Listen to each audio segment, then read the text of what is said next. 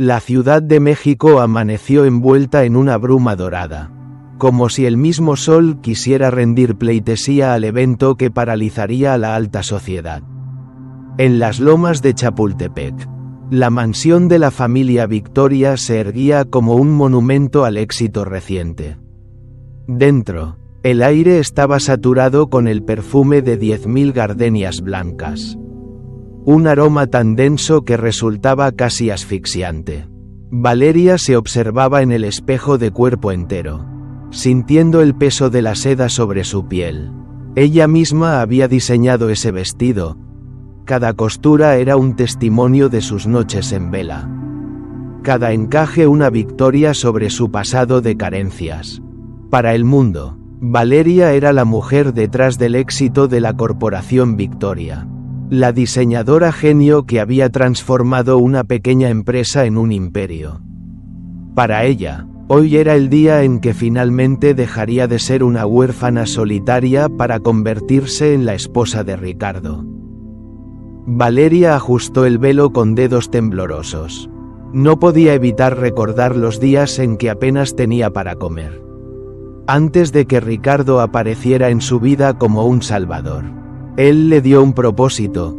Ella le dio su talento, sus ideas y, finalmente, su corazón. El vestido, blanco y puro, simbolizaba ese nuevo comienzo. Sin embargo, un escalofrío inexplicable recorrió su espalda.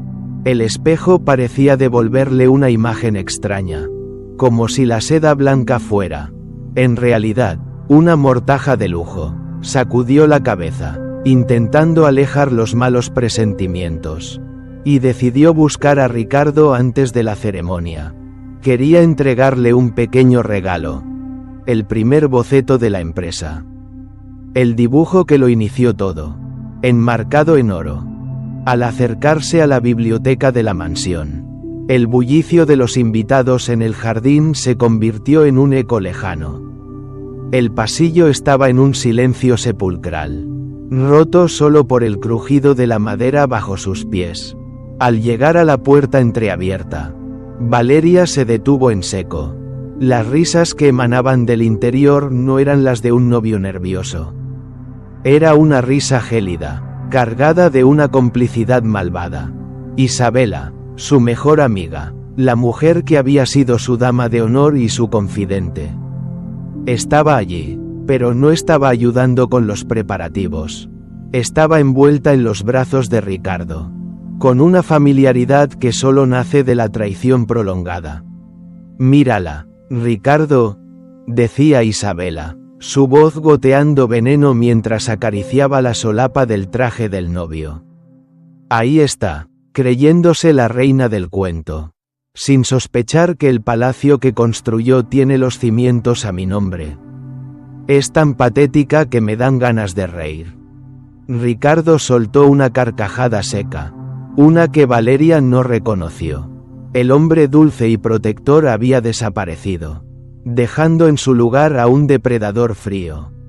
Valeria cumplió su función. Isabela, necesitábamos su talento para levantar la corporación, pero una vez que firmó la cesión de derechos y las patentes esta mañana, su utilidad llegó a su fin. ¿De verdad creíste que me casaría con una muerta de hambre sin apellido? Hoy la boda no es un compromiso, es un entierro social. Ella es la escalera que ya terminamos de subir. Ahora, solo hay que patearla hacia abajo. El mundo de Valeria se fracturó. Cada palabra era un martillazo contra su espíritu. Intentó retroceder, pero su pie golpeó un jarrón de porcelana, rompiendo el silencio del pasillo. Ricardo e Isabela se giraron al unísono. No hubo culpa en sus ojos, solo una determinación asesina. En un movimiento coreografiado, Isabela tomó una daga ornamental del escritorio y, con una sonrisa aterradora, se infligió un corte profundo en el brazo. La sangre roja y brillante manchó la alfombra persa mientras Isabela comenzaba a gritar. Una actuación perfecta de terror fingido. «Ayuda, Ricardo, sálvame», Valeria se volvió loca. Gritaba Isabela, mientras se desplomaba en el suelo. Valeria entró en la habitación, paralizada por el horror, con el boceto enmarcado cayendo de sus manos y rompiéndose en 1000 pedazos sobre el suelo. Ricardo no le dio tiempo de hablar. Con una fuerza brutal, la tomó del cuello del vestido, rasgando la seda que ella tanto había cuidado. La arrastró fuera de la biblioteca hacia la escalinata principal, donde los invitados, la prensa y los fotógrafos esperaban la salida triunfal de los novios. Allí, frente al juicio público de la élite de México, Ricardo lanzó a Valeria al suelo como si fuera basura.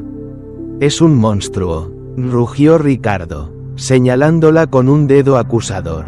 «Intentó asesinar a Isabela por celos. He vivido engañado por una sociópata. Llamen a la policía. Esta boda se cancela y esta mujer se va al infierno de donde salió». Las cámaras capturaron cada segundo. El vestido de novia de Valeria, manchado con la sangre del teatro de Isabela, se convirtió en la imagen de su infamia. Nadie escuchó sus súplicas. Nadie vio la verdad detrás de los ojos de Ricardo. En menos de una hora, la mujer que era admirada por su genio fue arrastrada por oficiales federales, esposada y humillada, mientras los titulares de los periódicos ya preparaban la noticia de la diseñadora asesina. El descenso fue rápido y despiadado. Valeria fue procesada no como una ciudadana, sino como un desecho. Ricardo usó sus influencias y el dinero que ella misma había ganado para comprar jueces y guardias. Fue enviada al penal de Santa Marta, un lugar donde el sol parece olvidar que existe. El número 405 reemplazó su nombre. Allí, en la oscuridad de las celdas de castigo, Isabela envió su último regalo: un grupo de reclusas pagadas para destruir lo más valioso que Valeria poseía. Ricardo dice que sin estas manos no eres nada, le susurró una de las guardias mientras permitía que 3 mujeres la sujetaran contra el frío cemento. El sonido de sus dedos rompiéndose bajo el peso de las botas pesadas fue lo último que Valeria escuchó antes de que el dolor la sumergiera en la inconsciencia. Día tras día, la tortura era constante. Le negaron atención médica. Sus dedos sanaron torcidos, cicatrizados por el maltrato. Sus ojos, una vez llenos de luz para el diseño, comenzaron a nublarse debido a la infección y a la oscuridad eterna de El Hoyo. En la soledad de su celda, Valeria se convirtió en un espectro, una sombra de la mujer que alguna vez fue, alimentada solo por un odio que ardía como lava en sus venas. Sin embargo, cuando la esperanza se había evaporado por completo, el destino intervino con la elegancia de un rayo. Una noche, el estruendo de las rejas no anunció otra sesión de golpes.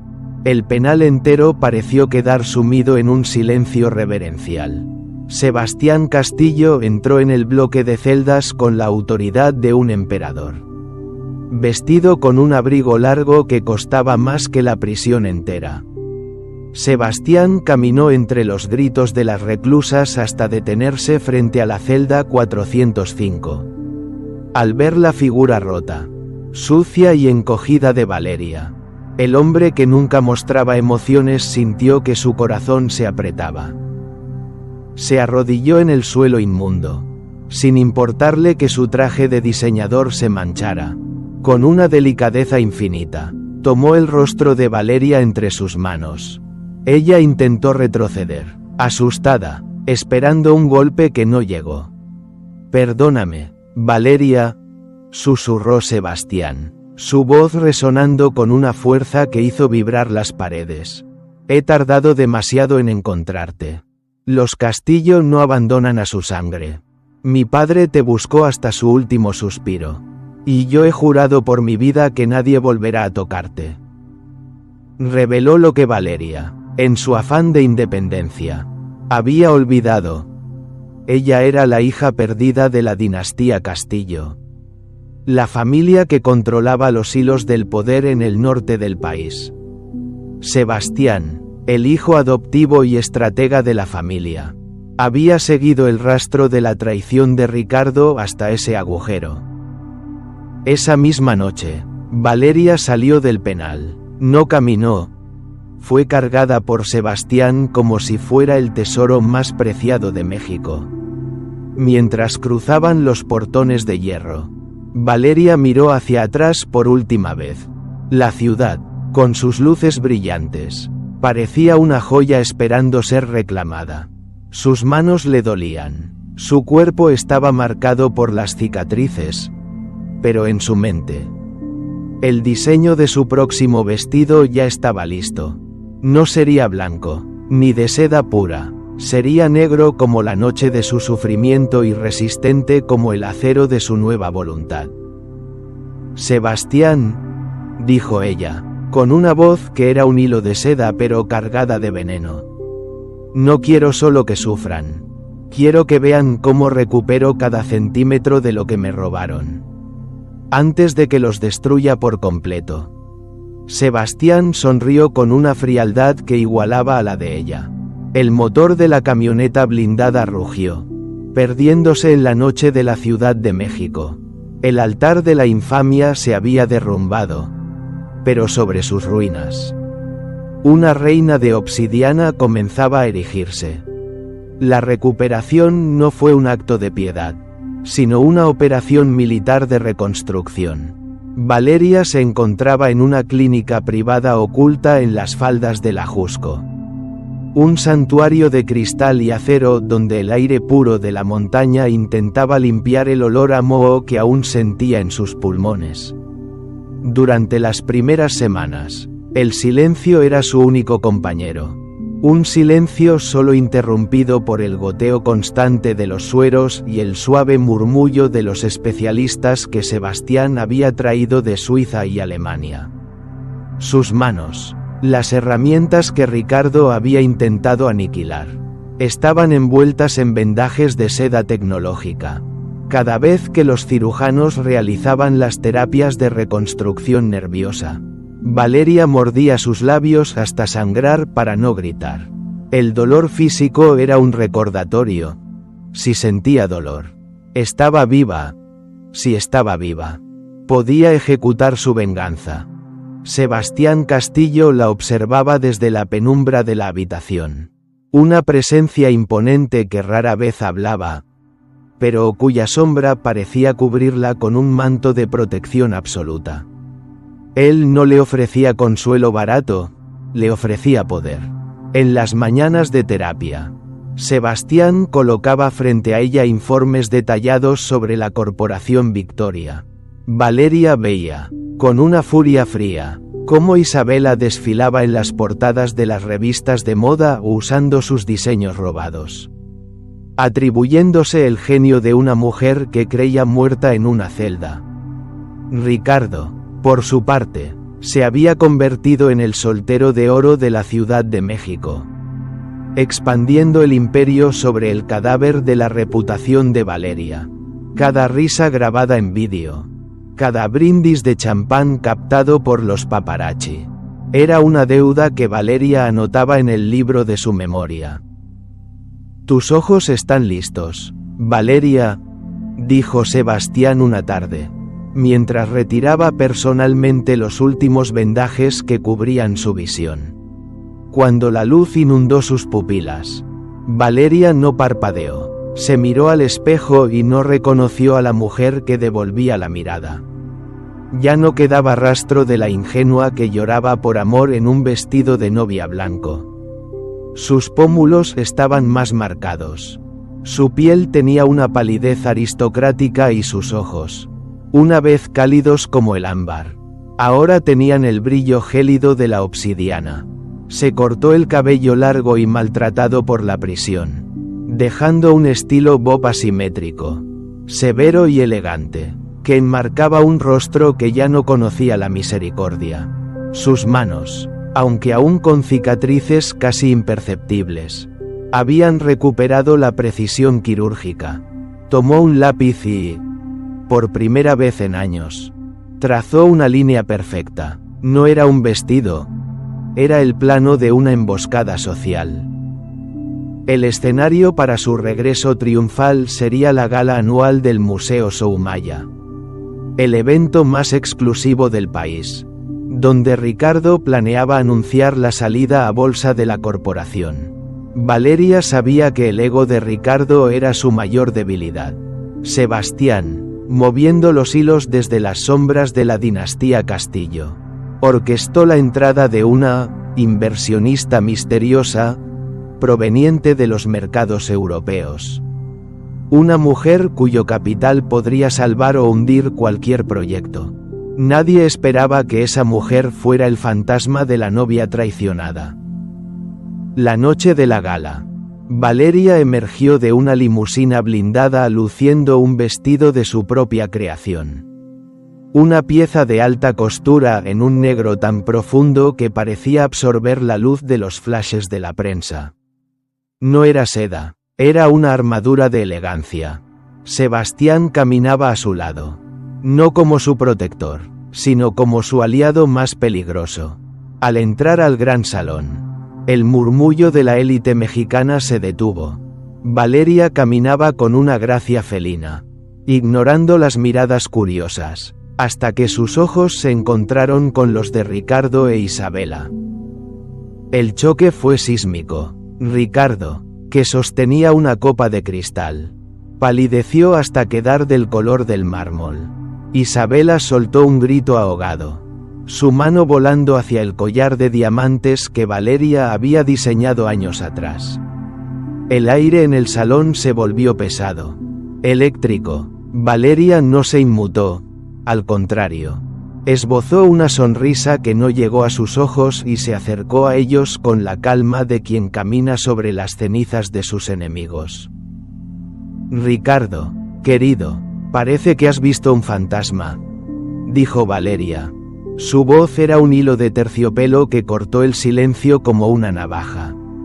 Isabela, ese collar te queda aceptable, aunque siempre supe que las joyas de verdad solo brillan en cuellos que tienen honor. Ricardo intentó recuperar la compostura, su arrogancia luchando contra el pánico que subía por su garganta. ¿Valeria? ¿Cómo es posible? El reporte decía que estabas en una celda, pudriéndome por un crimen que tú inventaste, interrumpió ella, dando un paso hacia él, obligándolo a retroceder. Los reportes mienten, Ricardo, especialmente cuando los firma un hombre tan pequeño como tú. He vuelto no solo para recuperar mi nombre, sino para cobrar cada centavo de la deuda que tienes conmigo. Y créeme, el interés será devastador. Sebastián intervino entonces, su voz grave resonando con el peso del apellido Castillo. Señor Victoria, me parece que no ha sido educado con nuestra nueva socia mayoritaria. La señorita Valeria no solo representa los intereses de la familia Castillo, sino que, a partir de esta noche, posee el 40% de su deuda bancaria. Si yo fuera usted, cuidaría mucho el tono de sus palabras. Su imperio está construido sobre arena, y la marea acaba de subir. La humillación fue pública y absoluta. En medio del salón, ante los ojos de los inversionistas más importantes de México, Ricardo e Isabela quedaron reducidos a dos estafadores expuestos. Valeria se dio la vuelta, dejando que la cola de su vestido negro barriera el suelo, ignorando los tartamudeos de Ricardo que intentaba dar una explicación. Al salir al balcón, bajo la luna de la ciudad que una vez la vio caer, Valeria sintió por primera vez en años un calor abrasador en su pecho. No era amor, ni alegría, era el éxtasis puro de la justicia. Esto es solo el principio. Sebastián, susurró ella, mientras veía cómo la prensa rodeaba a un Ricardo desesperado en el interior. Quiero que vean cómo les quito el aire. Centímetro a centímetro. Quiero que Isabela se mire al espejo y vea la ladrona que es. Y que Ricardo sepa que cada éxito que tenga a partir de hoy es solo un préstamo que yo le permito tener antes de quitárselo. Esa noche, Valeria Castillo no volvió a dormir como una víctima. Durmió como una cazadora que finalmente ha olido la sangre de su presa. La Corporación Victoria seguía en pie, pero sus muros ya empezaban a agrietarse bajo el peso de una verdad que no se podía enterrar. En la oscuridad de su penthouse, Valeria tomó el boceto de su próxima colección. El título no era un nombre de moda, era una sentencia: El regreso de la obsidiana.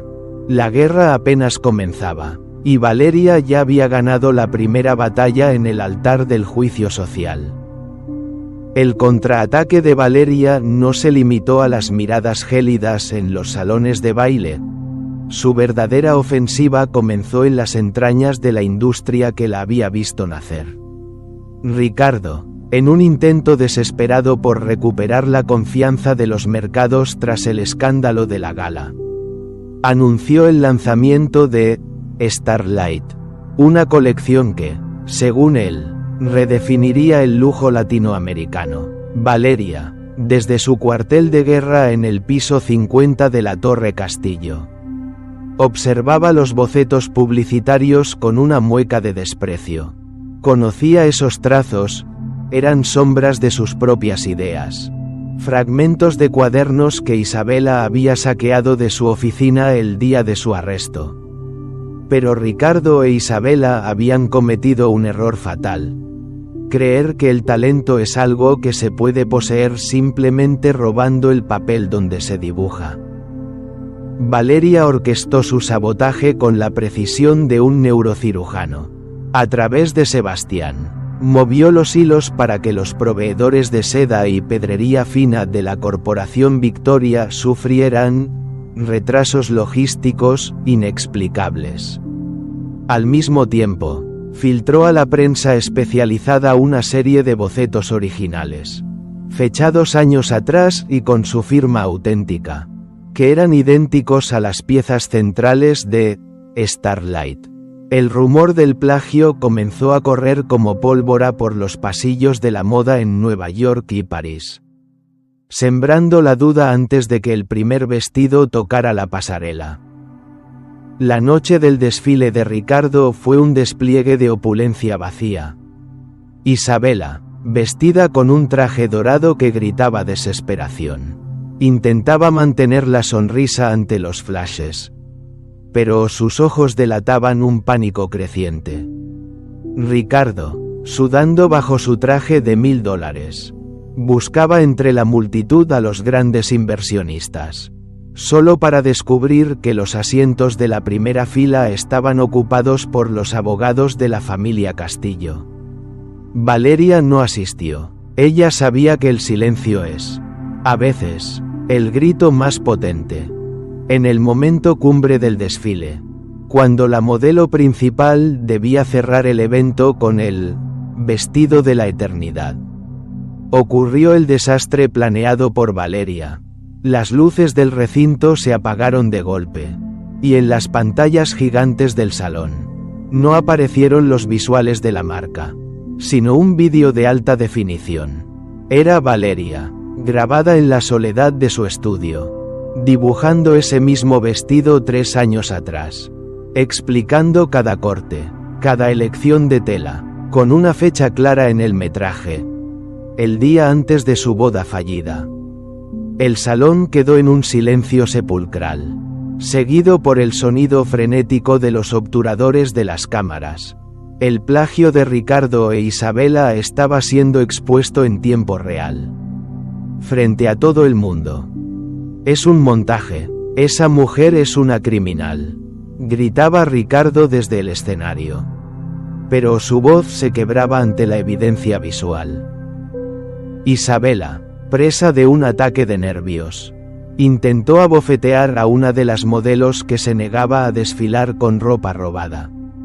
Una escena que fue capturada y subida a redes sociales en segundos.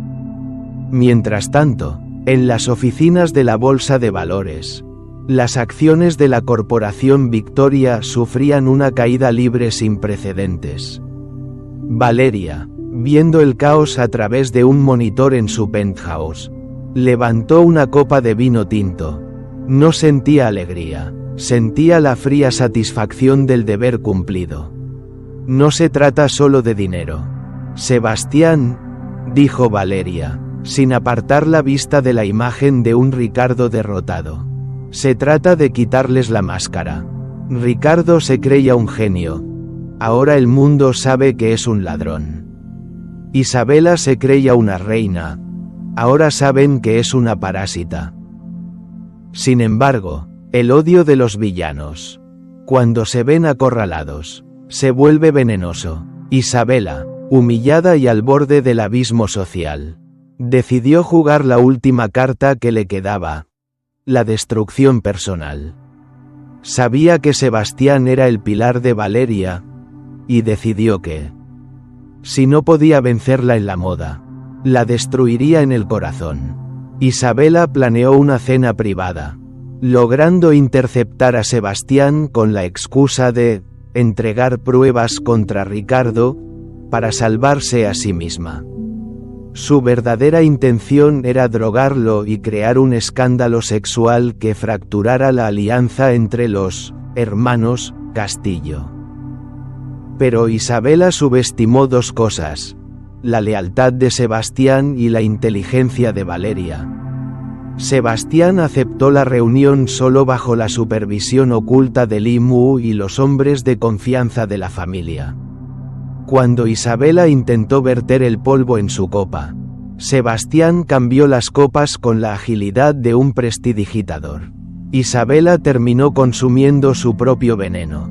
En medio de su alucinación y el efecto de la droga, comenzó a confesar todos los crímenes que había cometido junto a Ricardo, desde los sobornos a la directora del penal hasta la falsificación de las pruebas de ADN. Todo quedó grabado por las cámaras ocultas que Valeria había instalado en el lugar. La noche terminó con Isabela colapsada en el suelo de un restaurante de lujo, murmurando incoherencias mientras la policía, esta vez llamada por Sebastián, se la llevaba para una evaluación psiquiátrica. Ricardo, al enterarse, se encerró en su oficina, dándose cuenta de que el círculo se estaba cerrando. Ya no tenía empresa, ya no tenía reputación, y su única aliada estaba perdiendo la razón. Valeria se encontró con Sebastián esa madrugada en el balcón de la Hacienda Castillo. El aire frío del norte les golpeaba el rostro. Sebastián se acercó a ella y, por primera vez, rompió la distancia profesional, colocando su mano sobre el hombro de Valeria. Mañana, Ricardo recibirá la orden de embargo total, susurró Sebastián. Has ganado la guerra comercial, Valeria, pero sé que para ti, esto todavía no es el final. Valeria asintió, mirando hacia las estrellas. Sus manos, antes rotas, ahora sostenían con firmeza el destino de sus enemigos. Ricardo todavía cree que tiene una salida, dijo ella con una voz sombría. Cree que su pasado es un secreto enterrado. Mañana le mostraré que, en el mundo de los Castillo, los secretos no mueren, solo esperan el momento adecuado para devorar a sus dueños. La Corporación Victoria era ahora un cadáver financiero, y Valeria Castillo estaba lista para realizar la autopsia final. El veneno que Isabela intentó usar se había vuelto contra ellos. Y la próxima vez que Valeria viera a Ricardo, no sería en una pasarela, sino en el tribunal de su propia conciencia, donde no habría lugar para el perdón. La caída de la Corporación Victoria no fue un evento silencioso, fue un estruendo que sacudió los cimientos de la élite mexicana. Pero mientras el imperio de Ricardo se desmoronaba bajo el peso de las deudas y el descrédito, en el interior de la mansión Castillo se gestaba una tormenta de una naturaleza muy distinta. Valeria se encontraba en el estudio de diseño que Sebastián había mandado construir para ella. Un espacio de mármol blanco y ventanales inmensos que miraban hacia el Valle de México. Sin embargo, por primera vez en semanas, no podía concentrarse en los bocetos. Sus ojos se desviaban constantemente hacia la figura de Sebastián, quien revisaba documentos en silencio al otro lado de la estancia. La relación entre ellos había entrado en un terreno peligroso. La adrenalina de la venganza había actuado como un catalizador, desnudando una tensión que ambos habían intentado enterrar bajo capas de formalidad y el pretexto del vínculo fraternal. Valeria sabía que no compartían una gota de sangre. Sebastián era el hijo del hombre que la adoptó, el guardián que su padre había elegido para ella. Pero al verlo allí, con la luz de la tarde perfilando su mandíbula endurecida, Valeria sintió un hambre que no tenía nada que ver con la justicia. Era un deseo oscuro, prohibido, que la hacía sentirse más viva y, a la vez, más vulnerable que nunca.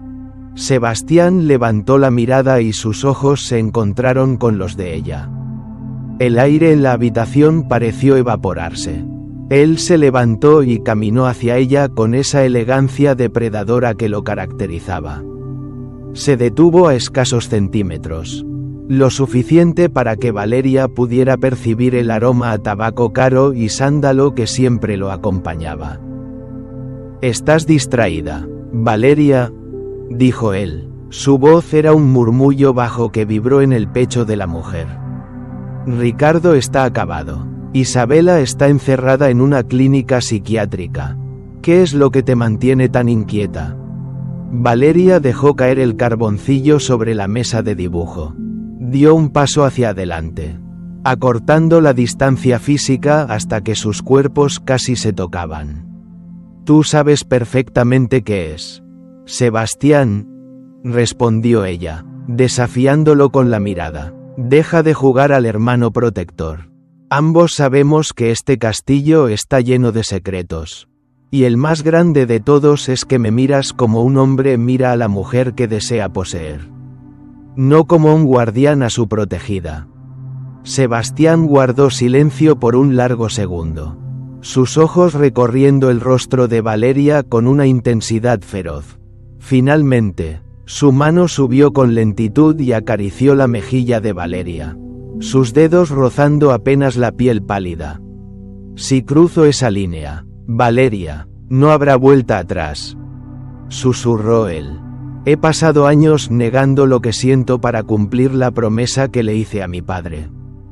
Pero verte en esa celda, ver cómo intentaron destruirte, algo se rompió dentro de mí. Ya no quiero ser tu hermano. Quiero ser el hombre que queme el mundo entero solo para verte sonreír». Justo cuando sus labios estaban a punto de sellar ese pacto prohibido, el teléfono de seguridad de Sebastián comenzó a sonar con una insistencia agresiva. El momento se rompió como un cristal. Era Limu. Su voz, usualmente calmada, sonaba tensa. Ricardo, en un último arranque de locura y desesperación, había logrado eludir la vigilancia de los acreedores y había contratado a un grupo de mercenarios. No buscaba dinero, buscaba sangre. Su plan era simple y brutal: secuestrar a Valeria para obligar a Sebastián a devolverle los activos de la empresa o, en su defecto, matarla para que Sebastián sufriera la misma pérdida que él. Ricardo sabía que el ego de Valeria era su debilidad y utilizó un señuelo que ella no pudo ignorar: información sobre el paradero real de sus padres biológicos. Pruebas que supuestamente Isabela había ocultado antes de su colapso. A pesar de las advertencias de Sebastián, la necesidad de Valeria por cerrar las heridas de su identidad fue más fuerte que su prudencia. Ella salió de la mansión hacia un punto de encuentro en un almacén abandonado en las afueras de la ciudad, creyendo que iba protegida por su propio equipo de seguridad. Lo que no sabía era que Ricardo había infiltrado a uno de sus hombres. Al llegar al almacén, la trampa se cerró. Los hombres de Ricardo desarmaron a su escolta y Valeria se encontró frente a un Ricardo deshecho. Con la barba crecida y los ojos inyectados en sangre. Sostenía un arma con manos temblorosas pero decididas. «Me lo quitaste todo, perra», gritó Ricardo, su voz rebotando en las paredes de lámina. «Mi nombre, mi prestigio, mi dinero. ¿Crees que por ser una Castillo ahora eres intocable? Pero aquí solo somos tú y yo. Dime dónde están las claves de las cuentas en el extranjero o juro que te envío con tus padres al otro mundo ahora mismo». Valeria, a pesar de tener un arma apuntándole al pecho, no mostró miedo. Su estancia en prisión le había dado una resistencia que Ricardo no podía comprender. «Púdrete, Ricardo», dijo ella con una calma gélida. «No tienes el valor de jalar el gatillo. Eres un cobarde que siempre necesitó del talento de una mujer para sentirse un hombre. Mírate, eres un despojo humano. Incluso si me matas, nunca volverás a ser nadie». Ricardo, enfurecido, se abalanzó sobre ella. Pero en ese instante, el techo de cristal del almacén estalló. Sebastián Castillo descendió como un ángel vengador, seguido por un equipo táctico de élite. El estruendo de los disparos y el olor a pólvora llenaron el ambiente. Sebastián no esperó a que sus hombres actuaran. Él mismo se lanzó sobre Ricardo con una furia animal. No era la pelea de un hombre de negocios. Era la defensa de un hombre reclamando su territorio. Sebastián desarmó a Ricardo con un movimiento seco que rompió la muñeca del villano. Luego, lo sujetó del cuello, levantándolo del suelo hasta que el rostro de Ricardo se tornó morado. Valeria se acercó, mirando a Ricardo con una mezcla de lástima y asco. «No lo mates, Sebastián», dijo Valeria, tocando el brazo de su protector. «La muerte es un regalo que no merece. Quiero que viva para ver cómo lo borramos de la historia de esta ciudad.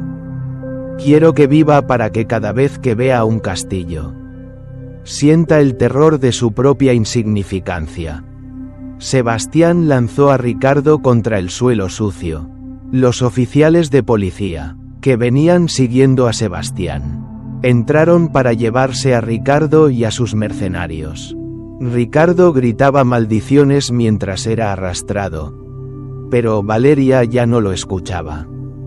Sus ojos estaban fijos en Sebastián, quien tenía la respiración agitada y una mancha de sangre en la mejilla.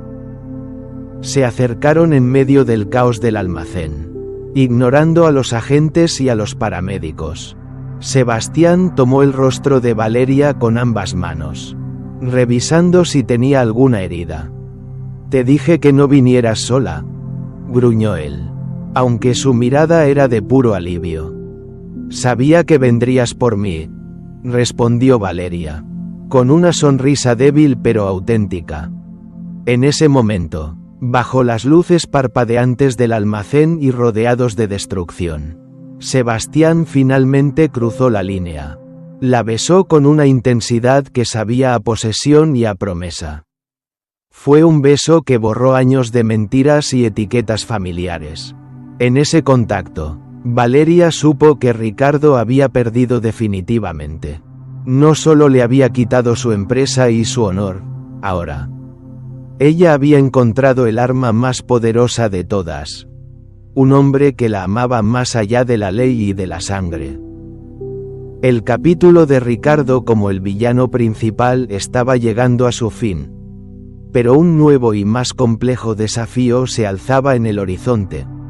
Enfrentar a la propia familia Castillo y al escrutinio social por su amor prohibido. Pero mientras estuvieran juntos, Valeria sabía que el imperio que construirían sobre las cenizas de la traición sería indestructible. El eco del beso en el almacén aún vibraba en el aire de la mansión Castillo, Pero la paz era un lujo que Valeria y Sebastián no podían permitirse.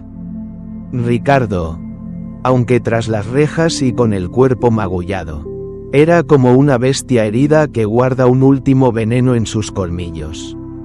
Desde su celda preventiva, utilizando los pocos contactos que no lo habían abandonado por completo, Ricardo puso en marcha un plan de una bajeza moral sin precedentes.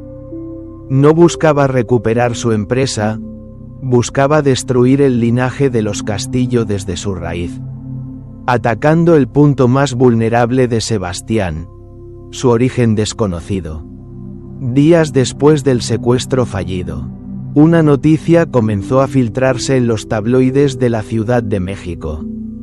2 personas, un hombre y una mujer de aspecto humilde pero con una dignidad ensayada, aparecieron en televisión nacional alegando ser los padres biológicos de Sebastián Castillo. Según su relato, habían sido obligados a entregar a su hijo a la poderosa dinastía Castillo hace 30 años bajo amenazas de muerte. La narrativa era perfecta para el consumo popular. Los ricos robando hijos a los pobres. El escándalo amenazaba con hundir la reputación de la familia Castillo y, lo que es peor, con invalidar legalmente el testamento del patriarca que dejaba a Sebastián como administrador de la fortuna hasta que Valeria tomara el control total. Valeria observaba las imágenes en la pantalla con una sospecha inmediata. Conocía el modus operandi de Ricardo. Si no puedes vencer al rey, ensucia su corona. Sebastián, por el contrario, permanecía en un silencio sepulcral. Aunque su rostro era una máscara de mármol, Valeria podía notar la grieta en su armadura. Toda su vida, Sebastián se había sentido un extraño en su propia casa. Un soldado leal pero sin raíces. La posibilidad de encontrar a sus verdaderos padres era una llama que Ricardo sabía que Sebastián no podría apagar fácilmente. Es una trampa, Sebastián, dijo Valeria, acercándose a él en la penumbra de la biblioteca. Esos 2 tienen el sello de Ricardo marcado en la frente. No dejes que jueguen con tu mente ahora que estamos tan cerca de la victoria final. Sebastián no levantó la mirada del informe. Sus manos, usualmente firmes, apretaban los bordes del escritorio. ¿Y si no lo es? ¿Valeria?, preguntó él con una voz cargada de una fatiga antigua. ¿Y si realmente fueron ellos? Ricardo es un miserable. Pero a veces la verdad es el arma más cruel que se puede usar. Mañana vendrán a la mansión. He aceptado una reunión privada. Quiero verlos a los ojos. Valeria decidió que no dejaría a Sebastián caminar solo en ese campo minado. Organizó la reunión no como un interrogatorio, sino como una cena formal.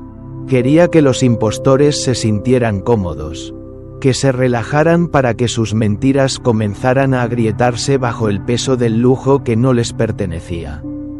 Ricardo, desde la cárcel, saboreaba su pequeña victoria momentánea, creyendo que sus títeres lograrían extorsionar a los Castillo con una suma que los sacaría del país para siempre. La noche de la cena, la tensión en el comedor era tan espesa que se podía cortar con los cuchillos de plata. El hombre y la mujer se sentaron a la mesa, vestidos con ropas nuevas pero incómodas. Ella, con lágrimas fáciles, relataba cómo habían buscado a su pequeño Sebastián durante décadas. El hombre hablaba de una supuesta cicatriz en el hombro del niño y de un nombre que solo ellos sabían. Sebastián escuchaba, con la mirada fija en su copa, mientras el veneno de la duda se filtraba en su corazón. Sin embargo, Valeria ya había hecho su tarea. Mientras los impostores hablaban, ella revisaba en su tablet los informes de inteligencia que Limu había recolectado. Con una sonrisa gélida, Valeria intervino en el momento exacto en que la mujer intentaba tomar la mano de Sebastián. Es una historia conmovedora, dijo Valeria. Su voz era un hilo de seda que cortó el dramatismo de la habitación. Realmente casi me hace llorar. Pero tengo una duda curiosa. Usted mencionó que entregó a Sebastián en el orfanato Luz de Esperanza en 1996, ¿verdad? La mujer asintió con fervor, secándose las lágrimas. Sí, señorita, jamás olvidaré ese nombre. Fue el día más triste de mi vida. Valeria dejó la tablet sobre la mesa, mostrando un documento oficial con el sello del archivo histórico de la ciudad. Lástima que ese orfanato no se llamó Luz de Esperanza hasta el año 2010. En 1996, se llamaba Hogar del Niño Desamparado. Ricardo siempre fue malo con los detalles históricos, pero pensé que ustedes, al ser sus padres, tendrían mejor memoria. El color desapareció del rostro de los impostores. El hombre intentó defenderse, hablando de la supuesta marca de nacimiento en la espalda de Sebastián, pero Sebastián se puso en pie con una lentitud aterradora. Su mirada ya no era de duda, sino de una furia absoluta. No tengo ninguna marca de nacimiento, dijo Sebastián, su voz resonando con el peso del apellido que realmente lo protegía. Y mi cicatriz en el hombro no es de nacimiento. Es de una caída cuando tenía 10 años en este mismo jardín. Ricardo no solo les pagó para mentir, les pagó para cavar su propia tumba. Sebastián hizo una señal y Limu entró con un maletín. No contenía dinero, sino las pruebas de los depósitos bancarios que Ricardo había hecho a las cuentas de los actores desde una cuenta puente. Valeria se acercó a la mujer, quien ahora temblaba de terror. Díganle a Ricardo que su último truco fue un fracaso absoluto, susurró Valeria al oído de la mujer. Y díganle que mañana, el abogado de la familia Castillo presentará cargos por extorsión, fraude y difamación. Ustedes no son sus padres, son solo dos parásitos que se vendieron por unas monedas. Los impostores fueron arrastrados fuera de la mansión. Sebastián se quedó solo en el comedor, mirando hacia el jardín oscuro. Valeria se acercó y, sin decir una palabra, lo abrazó por la espalda, apoyando su mejilla contra su hombro. Siento que hayas tenido que pasar por esto, dijo ella suavemente. Sebastián se giró y la tomó de los brazos. Ya no había rastro de la vulnerabilidad de antes. Esto me ha enseñado algo importante. Valeria, mi familia no es la que me dio la sangre, es la que me salvó del infierno. Mi padre me dio su apellido. Y tú me has dado una razón para luchar. Ricardo creía que esto me destruiría, pero solo ha logrado que quiera verlo arder más rápido. Esa noche, Valeria y Sebastián sellaron un pacto de sangre y sombras. Ricardo había agotado sus cartas, y ahora el contraataque de Valeria sería total. Ya no se trataba de deudas comerciales o de prestigio social, se trataba de la eliminación definitiva de Ricardo e Isabela del mapa de México. Valeria tomó su cuaderno de diseño y, en la última página, escribió un nombre. No era un diseño, era una sentencia. El capítulo de los impostores se había cerrado, pero el de la justicia definitiva apenas comenzaba a escribirse con tinta de venganza. La Ciudad de México bullía bajo una calma engañosa. Ricardo, desde su confinamiento, aún se aferraba a la idea de que la ambición era una fuerza capaz de mover montañas, pero Valeria sabía que la ambición, sin inteligencia, es solo una soga que el tonto se ata al cuello.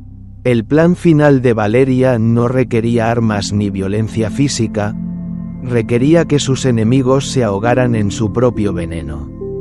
Si Ricardo e Isabela habían destruido su vida usando la mentira, Ella terminaría con las suyas usando la verdad y un poco de teatro. Valeria puso en marcha la Operación Espejismo, a través de una red de empresas fantasma en las Islas Caimán. Sebastián orquestó la aparición de una figura mística en el mundo financiero, Mariana de la Vega, una supuesta heredera de una fortuna petrolera sudamericana que buscaba invertir en una nueva casa de moda para rivalizar con los Castillo. Valeria seleccionó a una actriz de método, Yelin, una mujer fría y ambiciosa que odiaba a los hombres del tipo de Ricardo. Su misión era simple: enamorar a Ricardo, hacerle creer que ella era su boleto de regreso a la cima y, sobre todo, convencerlo de que la única forma de salvarse era traicionando a Isabela de manera definitiva. Ricardo cayó en la trampa con una facilidad que rayaba en lo patético. Aún bajo arresto domiciliario y con el agua al cuello, vio en Mariana la tabla de salvación que sus plegarias exigían. Yelin, siguiendo las instrucciones de Valeria, le dio pequeñas dosis de esperanza. Le hizo creer que, si lograba desviar los últimos fondos ocultos de la Corporación Victoria hacia una nueva cuenta conjunta, podrían huir a Europa y comenzar de cero. Ricardo, cegado por la codicia y el deseo de recuperar su estatus, no lo pensó dos veces. Comenzó a liquidar activos en secreto, robando incluso las joyas de Isabela que aún no habían sido embargadas. Mientras tanto, Valeria visitó a Isabela en la clínica psiquiátrica. No fue a burlarse, sino a plantar la semilla de la destrucción. Isabela, pálida y con la mirada perdida, reaccionó con una furia animal al verla. Valeria, con la elegancia de una pantera, se sentó frente a ella y le mostró las fotos de Ricardo con Mariana, las pruebas de las transferencias de dinero y el plan de huida de su amado. «Míralo, Isabela», susurró Valeria. Su voz era un bálsamo de fuego. «Mientras tú te pudres aquí, él está comprando un ático en París para otra mujer. Ricardo nunca te amó. Solo fuiste su cómplice de turno. Ahora que ya no le sirves, te ha desechado como lo hizo conmigo.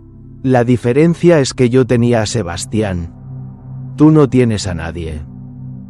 El grito de Isabela resonó en las paredes acolchadas. Valeria dejó una grabadora sobre la mesa. «Si quieres justicia, Isabela, solo tienes que decir la verdad. Cuéntame cómo Ricardo planeó todo desde el principio. Cuéntame sobre los sobornos a la directora del penal. Si lo haces, te prometo que él caerá contigo». Esa misma noche, Isabela, consumida por un odio que superaba su locura, grabó una confesión completa. Cada mentira, cada herida infligida a Valeria, cada fraude fiscal. El clímax ocurrió durante la audiencia final de embargo. El tribunal estaba lleno de periodistas, curiosos y los restos de la alta sociedad que una vez le dio la espalda a Valeria. Ricardo entró con la cabeza en alto, creyendo que Mariana lo esperaba fuera con el jet privado listo. No sabía que Mariana estaba en ese momento transfiriendo los 13.000 millones de pesos que él había robado directamente a la cuenta de la Fundación Castillo para niños huérfanos. Cuando el juez pidió la palabra de la defensa, Valeria se puso en pie. No presentó abogados. Presentó la grabadora de Isabela. La voz de su antigua amiga inundó la sala, narrando con lujo de detalles la infamia de la boda, el plan para dejar ciega a Valeria en prisión y la red de corrupción que Ricardo había tejido. Ricardo palideció. Sus manos comenzaron a temblar. Buscó a Mariana en la audiencia, pero solo encontró la mirada gélida de Valeria. «Señor juez», dijo Valeria, caminando hacia el estrado con una autoridad que hizo que la sala guardara un silencio sepulcral. Ricardo Victoria no solo es un ladrón de ideas, es un ladrón de vidas. Aquí están los registros de las transferencias que intentó hacer esta mañana para huir del país. Lo perdió todo, la empresa, su libertad y la lealtad de la única persona que fue tan vil como él.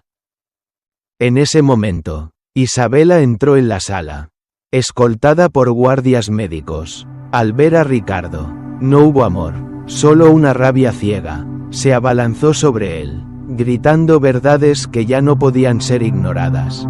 El caos se apoderó del tribunal. Ricardo, en un acto de cobardía final, intentó culpar a Isabela de todo, llamándola loca desquiciada, pero las pruebas financieras eran irrefutables.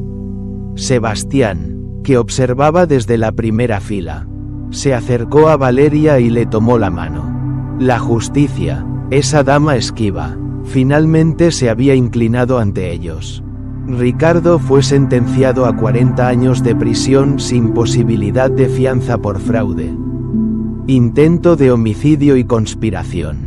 Isabela fue devuelta a la clínica de alta seguridad, esta vez bajo cargos criminales que asegurarían que nunca volviera a pisar la calle.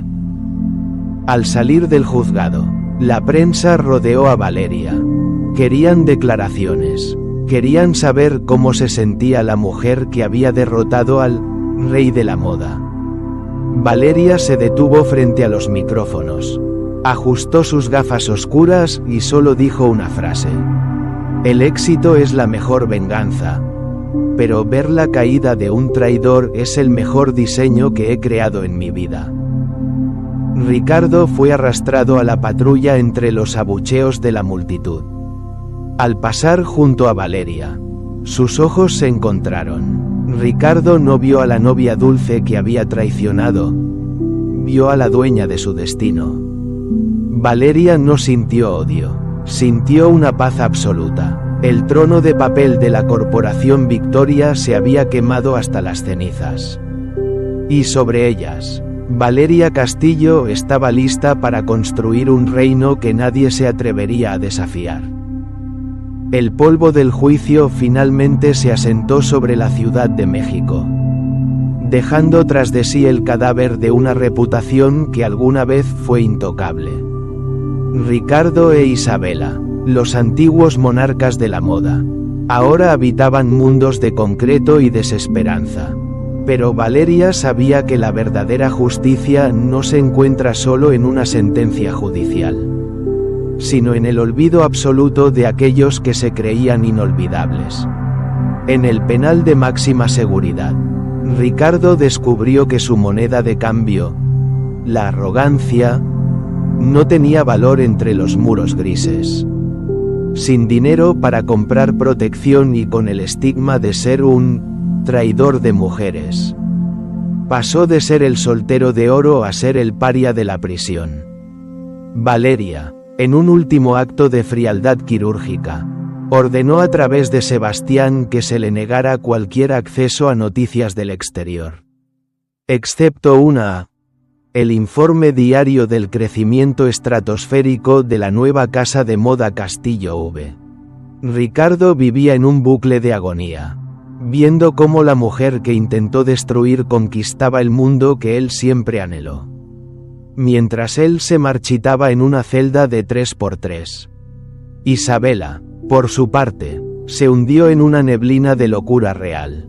En el hospital psiquiátrico penitenciario, pasaba las horas dibujando con los dedos sobre las paredes acolchadas, intentando replicar los diseños de Valeria que ya no podía recordar. Su castigo fue su propia mente. Cada vez que cerraba los ojos, veía el rostro de Valeria el día de la boda, no llorando, sino sonriendo con la fuerza de una diosa vengadora.